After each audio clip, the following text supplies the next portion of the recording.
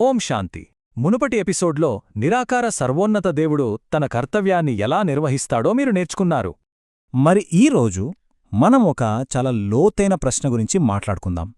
మనలో చాలామందికి ఎప్పుడో ఒకప్పుడు ఈ సందేహం వచ్చే ఉంటుంది. దేవుడే మనకు దుఃఖాన్నిస్తాడా? మన జీవితంలో వచ్చే కష్టాలకు ఆయనే కారణమా? రండి, ఈరోజు ఈ విషయంలో ఉన్న అసలు నిజాన్ని తెలుసుకునే ప్రయత్నం చేద్దాం. అయితే ఈ ప్రశ్నకు సమాధానం మనకు దొరకాలంటే ముందు మనం దేవుడి అసలు స్వభావమేంటో అర్థం చేసుకోవాలి.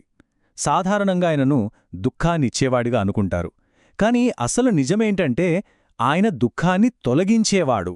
అందుకే ఆయన్ని దుఃఖహరుడు అని, అలాగే సుఖాన్నిచ్చేవాడు కాబట్టి సుఖకారుడు అని కూడా అంటారు. చూసారా, ఈ రెండింటి మధ్య ఎంత తేడా ఉంది? ఇప్పుడు చూడండి, ఇక్కడ ఆ తేడా చాలా స్పష్టంగా కనిపిస్తోంది. ఒకవైపు దేవుడు దుఃఖాన్నిస్తాడనే ఒక సాధారణ అపోహ, కాని మరోవైపు అసలు సత్యముంది. ఆయనే దుఃఖాన్ని పోగొట్టే దుఃఖహరుడు, ఆనందాన్ని పంచే సుఖకరుడు. అంటే ఆయన పాత్ర మనల్ని బాధపెట్టడం కాదు, ఆ బాధనుంచి మనల్ని బయటపడేసి సరైన దారి చూపించడం. ఒక్కసారి ఆలోచించండి, మనల్ని కన్న తల్లిదండ్రులే మనం కష్టపడాలని ఎప్పుడైనా కోరుకుంటారా? ఎప్పటికీ కోరుకోరు కదా. మరి అలాంటప్పుడు ఈ సృష్టికే తండ్రి అయిన పరమాత్ముడు మనకు ఎలా దుఃఖాన్నిస్తాడు? అస్సలు సాధ్యమే కాదు. ఈ ఒక్క లాజిక్ చాలు దేవుడి మీద మనకున్న అపార్థాలన్నీ తొలగిపోవటానికి. సరే, ఒకవేళ దేవుడు దుఃఖాన్ని ఇవ్వడు అనుకుందాం. మరి అప్పుడు మన జీవితంలోకి ఈ కష్టాలు, ఈ బాధలు ఎక్కడ్నుంచొస్తున్నాయి? ఈ ప్రశ్నకు సమాధానం కర్మ అనే ఒక చాలా ముఖ్యమైన సిద్ధాంతంలో ఉంది. దాని గురించే మనం ఇప్పుడు మాట్లాడుకోబోతున్నాం. కర్మ సిద్ధాంతం అంటే చాలా సింపుల్ అండి. మనం ఏ విత్తనం వేస్తే ఆ పండే మనకొస్తుంది. అంటే మనం చేసే పనులకు, వాటి వల్ల వచ్చే మంచి లేదా చెడు ఫలితాలకు పూర్తి బాధ్యత మనదే. మన సుఖానికైనా దుఃఖానికైనా మనమే కారణం, అంతేకాని దేవుడు కాదు. ఈ కర్మ ప్రక్రియ ఎలా పనిచేస్తుందో చూద్దాం. దీన్ని మనం ఒక 3 స్టెప్స్గా అనుకోవచ్చు. మొదటిది పాపకర్మలు, అంటే మనం తెలిసి చేసే తప్పుడు పనులు. ఇక రెండవది ఆ కర్మల ఫలితాలు, అవి తప్పకుండా వస్తాయి. చివరిగా మూడవది, ఆ ఫలితాల రూపంలోనే మనం దుఃఖాన్ని, రోగాలను, బాధలను అనుభవిస్తాం. ఇది ఒకదానికొకటి ముడిపడి ఉన్న ఒక గొలుసులాంటిది. అలా అయితే మరి మన కర్మలకు మనమే బాధ్యులైతే ఈ మొత్తం వ్యవహారంలో దేవుడి పాత్ర ఏంటి? ఆయనెందుకు మనకెలా సహాయం చేస్తారు? ఇది చాలా ఇంట్రెస్టింగ్ పాయింట్ కదా.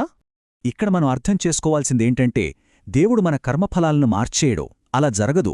బదులుగా ఆయన్ని మనం గుర్తు చేసుకున్నప్పుడు ఆ దుఃఖాన్ని భరించే శక్తిని, మనశ్శాంతిని ఇస్తాడు. ఆయన స్మరణ మన దారికి అడ్డుగా ఉన్న చీకటిని తొలగించే ఒక దీపంలాంటిది, సరైన దారిని చూపిస్తుంది.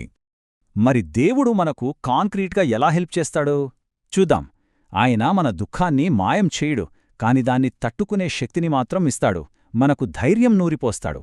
అన్నింటికంటే ముఖ్యంగా ఫ్యూచర్లో మళ్లీ ఇలాంటి దుఃఖం రాకుండా ఉండాలంటే ఎలాంటి మంచి పనులు చేయాలో నేర్పిస్తాడు. అంటే ఆయన ఒక టీచర్, ఒక గైడ్ లాంటివాడు. ఈ మొత్తం కాన్సెప్ట్ను మనం ఒక అద్భుతమైన పోలికతో ముగిద్దాం. ఇది కేవలం మన సొంత కష్టాలను దాటడం గురించే కాదు, అంతకంటే చాలా పెద్ద విషయం. మనమిప్పుడు కలియుగం అనే ఒక దుఃఖ సముద్రంలో ఉన్నాం. ఇక్కడి నుండి సత్యయుగం అనే ఒక ఆనంద సముద్రం వైపు మన ప్రయాణం సాగుతోంది.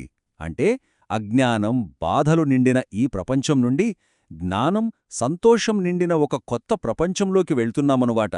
అయితే ఈ ప్రయాణం దేవుడిచ్చే జ్ఞానంతోనే సాధ్యమవుతుంది. కాబట్టి ఇప్పుడు మనం ఆలోచించాల్సిన అసలైన ప్రశ్న ఇదే: దేవుడు మనల్ని శిక్షించే ఒక జడ్జా, లేక మనం చేసుకున్న కర్మల ఫలితాలను ధైర్యంగా ఎదుర్కోవడానికి శక్తినిచ్చే ఒక గైడా? దీని గురించి ఆలోచించండి. తదుపరి ఎపిసోడ్లో కులం, వంశం, మతం లేదా మతానికి ఒక్కొక్కటిగా దేవుడున్నాడా అని తెలుసుకుందాం. ఓం శాంతి.